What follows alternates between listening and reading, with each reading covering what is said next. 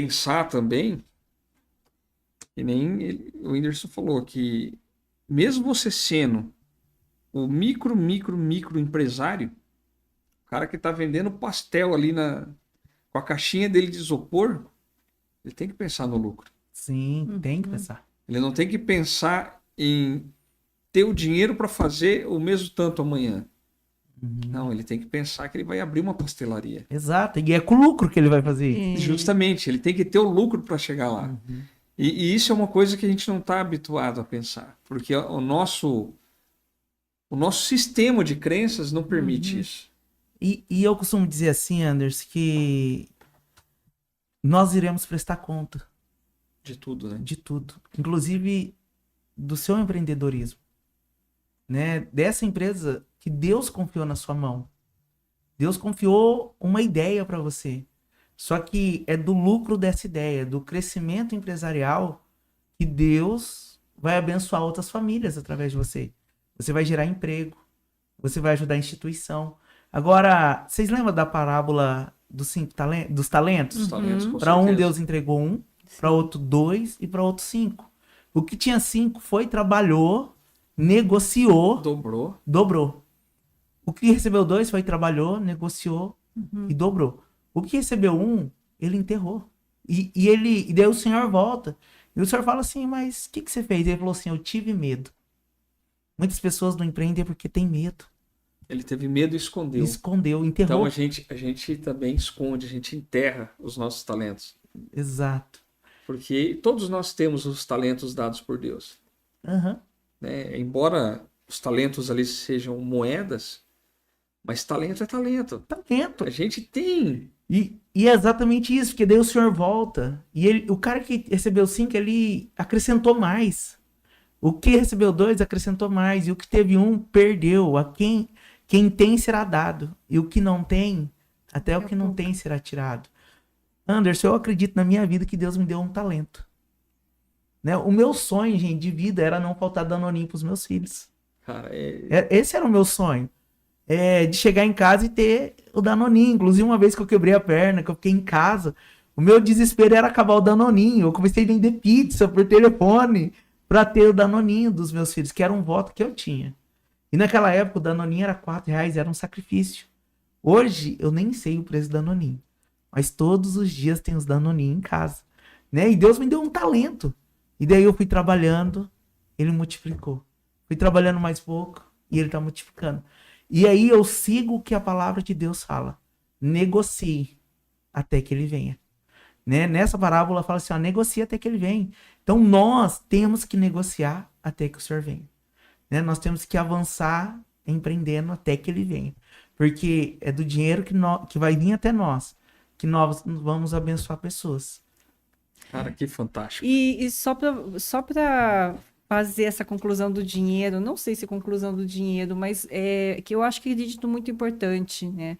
Você está falando que Deus, ele só está esperando a gente pedir a terra prometida e prosperar para que possa ajudar muitas pessoas. Sim. O que eu mais encontro no meu espaço são pessoas, até falei, acho que foi ontem ou hoje, que eu fiz uma pergunta, aonde é que nós vinculamos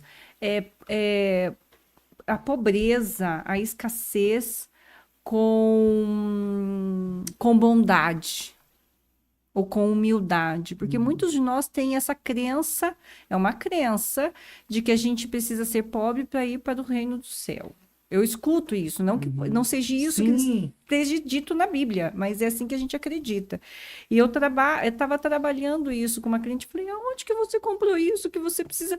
Gente, isso eu chamo de sistema de aprisionamento, o Anderson já conhece mais, né? Onde colocam na nossa cabeça que a gente não pode, né, ter lucro, ter negócios, ter um conglomerado. Não pode, é errado, é feio.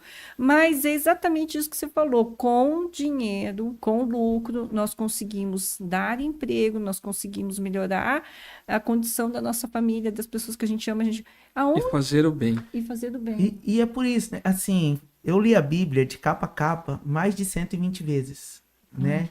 E ali eu não consigo achar um Deus pobre. Até mesmo se a gente for olhar a riqueza, o povo escolhido por Deus, quem que é? O povo judeu. E é o povo que detém 52% do PIB mundial, tá na mão do povo judeu, apenas 2% da população. É como se 98% da população não tem o dinheiro que 2% tem, é o povo escolhido de Deus, né? É o povo que tem 80% das pedras preciosas que existem no mundo, tá na mão do povo judeu, né? E por isso que a Bíblia fala, que Deus fala assim, meu é o ouro, meu é a prata, né? Por minha vontade os homens se tornam fortes e fazem proezas. E o povo de Israel, ele tem 3 obrigações: ser santo, trazer justiça na terra e cuidar do órfão, da viúva e do necessitado. Então, ser rico tem uma responsabilidade. Só que a Bíblia também fala assim, ó, se o herdeiro for menino, não tem diferença do servo. Muitas pessoas, Fábio, têm comportamentos de menino. Nós somos herdeiros da riqueza. Só que se nós não soubermos a nossa responsabilidade, nós não vamos administrar essa riqueza. A questão é o porquê que vai vir dinheiro na sua vida? Para alimentar o teu ego? Ou para você entender a sua responsabilidade, que é cuidar do órfão, da viúva, do necessitado e desfrutar, né? E viver. Então, o mandamento de Deus para o povo judeu é isso. E nós que entramos na Bíblia, todos que nós falamos que somos cristãos, a Bíblia, ela é um livro dos judeus que reflete para nós. Então, é assim, eu falo com amor. Eu sempre falo que a ignorância é a mãe da pobreza, né? Então, assim, não tem como eu aceitar Cristo e não aceitar a riqueza que ele traz. Porque Efésios 2:10 diz que nós fomos enxertados em Israel. Então, a promessa para esse povo é uma promessa de riqueza, que traz responsabilidade junto. Então, não tem como eu abrir mão a essa parte da Bíblia, eu não quero. Por isso que a gente não corre atrás da bênção. Mas deixa eu só... Não quero te cortar, Claro. mas é só para dar um adendo aí no que você está falando. Mas muito tem a ver com o cristianismo. Sim. O cristianismo, da maneira que veio, ele nos tornou pobre. E o judeu, ele não vive o cristianismo, né? Ele vive o judaísmo. Porque as pessoas foram moldando o cristianismo daquele que fosse mais conveniente. Não vamos falar de religiões aqui, mas as religiões é que estragaram o cristianismo. E não o cristianismo, eu quero deixar bem claro. Religiões. Porque as pessoas às vezes falavam algumas coisas e para ela ter o teu dinheiro, ela lançava. É mais fácil passar um camelo no buraco da agulha do que um rico entrar no reino do céu. Mas só que tirou de contexto toda a parábola, tudo que tem ali. E o buraco da agulha, que era a entrada. Que era a entrada, né? não é agulha de fazer costura, sabe? É interpretação. Então, é interpretação. E o judeu, ele não viveu isso, ele não tem essa cultura de ir na igreja e doar na igreja.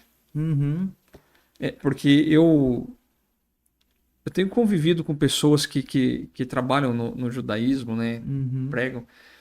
Cara, o negócio deles é o seguinte: você tá sobrando dinheiro, você vai lá, pega pessoas pobres, não fala pra ninguém, compra no mercado e manda entregar. É o TCDK, né? Atos de justiça. Ele entende que esse dinheiro é do pobre. É do pobre, ele não tem é que ser dele. justo pro Ele pobre. tem que ser justo, Exato. porque quando ele recebe de Deus, ele tem que ser grato. Então ele tem que doar. E aí começou a cair a ficha.